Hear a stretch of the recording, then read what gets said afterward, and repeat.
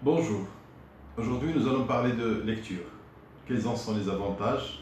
Pourquoi lire et quoi lire? D'abord, comme musulman, le premier mot, c'est un verbe à l'impératif que Dieu a ordonné à l'ange Gabriel de transmettre au prophète Mohammed sallallahu alayhi wa sallam. C'est un verbe à l'impératif, c'est le verbe lire. Il a dit lis d'une manière solennelle et formelle. Donc, par là, on peut comprendre que la lecture a un effet positif et aussi a beaucoup de valeur dans la vie de l'être humain sur cette terre. Mais ce qu'on remarque aujourd'hui, actuellement, ici ou ailleurs, que la majorité des jeunes souffrent de ce lourd fardeau intitulé le fantôme de la lecture.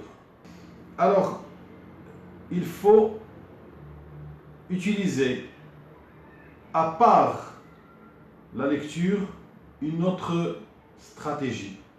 Comme parent, comme professeur, il faut transférer et transmettre l'amour de la lecture. Il ne faut jamais ordonner de faire la lecture, mais il faut partager cette passion. Il faut d'abord la voir et la transmettre. Transmettre l'amour de lire. Il faut aussi donner l'exemple. Un parent, un professeur doit toujours donner l'exemple d'un très bon lecteur et non seulement d'un liseur. Alors, il y a des questions qui se posent maintenant. Il y a des élèves qui me disent « À quoi bon? Je peux visualiser une vidéo de 60 ou bien de 120 minutes et je peux comprendre le contenu d'une histoire. Alors qu'en la lisant, ça va me prendre une semaine, un mois, même plus. » Oui, je suis tout à fait d'accord. Mais quels sont les avantages de cette visualisation de vidéo? Le temps est rétréci. Quoi d'autre? Rien. Alors qu'en visualisant une vidéo, on peut comprendre l'histoire, certes, mais on devient des consommateurs.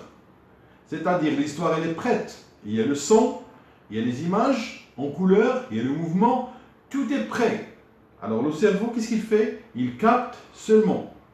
Alors qu'en lisant une histoire, par exemple, je prends un roman par exemple et je commence à lire.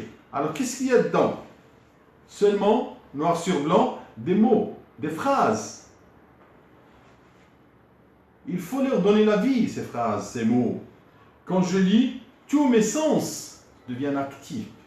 Alors je peux voir ce qui se passe, je peux sentir ce qui se passe, je peux écouter ce qui se passe, je peux toucher. Imaginons par exemple une femme dans la cuisine qui est en train de préparer un repas. Alors là, je peux sentir, humer, toucher, et aussi écouter le bruit de la femme qui est en train de préparer ce repas. Donc, c'est-à-dire que tous mes sens sont actifs pendant ce moment-là. Et là, ça laisse à imaginer, ça laisse rêver. Les mots ici sont codés, je dois les décoder avec mon imagination. Le cerveau, qu'est-ce qu'il est en train de faire là? Il est en train de décoder. Il décode, il donne une forme à ce texte, il donne une vie à ce texte. Et là, on devient imaginatif, on devient aussi par la suite créatif. Pourquoi pas? Et les gens qui lisent beaucoup peuvent aussi produire des textes et peuvent inventer, peuvent créer, peuvent faire n'importe quoi grâce à la lecture. Très bien. Alors, une autre question qui se pose. Monsieur, je ne peux pas lire un roman,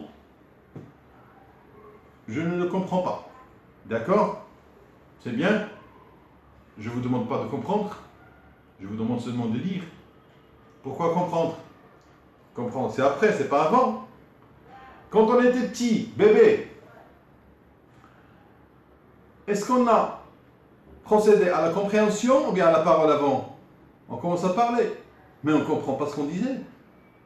On imite nos parents, nos grands frères, les voisins, etc. On imite, et après on comprend ce qu'on dit. Mais pourquoi l'inverser maintenant? Ce qu'il faut faire, c'est lire, mais sans comprendre, sans essayer de comprendre. Il ne faut pas chercher à comprendre, il faut chercher à lire.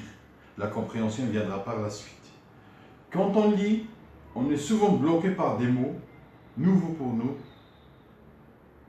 qu'on ne peut pas comprendre et qui nous empêche de saisir le contenu du texte. Oui, mais notre objectif au début, c'est de lire. Il faut apprendre à lire et terminer la phrase, terminer le paragraphe, pour avoir cette habitude, cette notion de lire. Il ne faut pas à chaque fois s'arrêter et chercher le mot dans le dictionnaire. D'abord, ça c'est pas bien pour la lecture. Pourquoi? Parce que le mot que je vais chercher, il se peut que je trouve un sens propre et un autre sens figuré. Il y a plusieurs sens figurés qui n'ont pas le même sens cherché ou bien mis dans le texte par l'auteur. Donc là, je peux tomber dans l'erreur. Aussi, quand on cherche dans le dictionnaire, on arrête la lecture et ce n'est pas bien.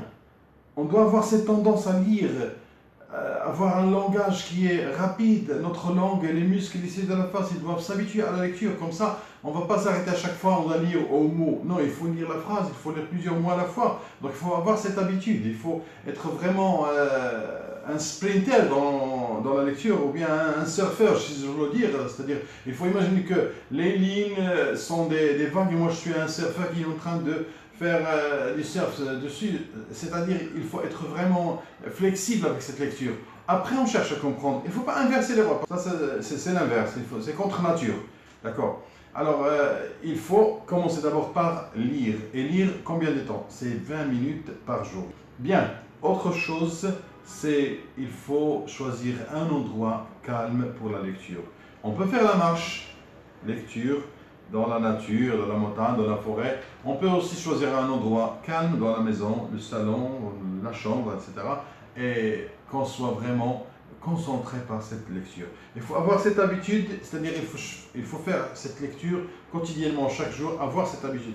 Après 2-3 mois, là, on passe à une autre étape, bien sûr, qui est la lecture rapide. Merci pour votre attention et on se retrouve dans la prochaine vidéo. Au revoir.